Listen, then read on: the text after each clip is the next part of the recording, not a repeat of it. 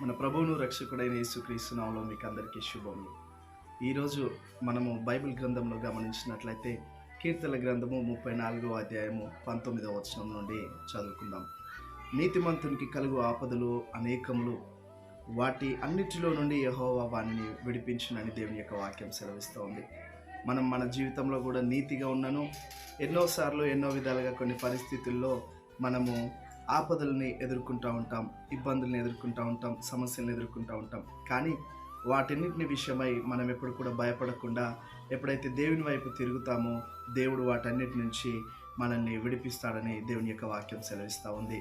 అయితే మీ జీవితంలో కూడా మీరు ఎన్నో సమస్యలు, బాధలు, ఇబ్బందులు ఎదుర్కొంటుండొచ్చు. మీరు చేయని తప్పులకు కూడా మీరు నింద అనుభవిస్తున్నారేమో.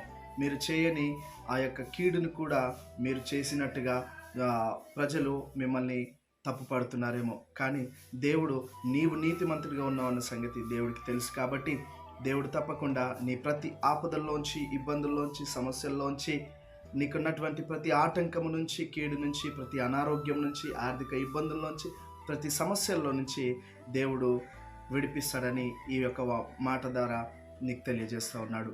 దేవుడు ఈ యొక్క మాటలు దీవించి ఆశీర్వదించి మన జీవితంలో నెరవేర్చబడును గాక. ఆమేన్.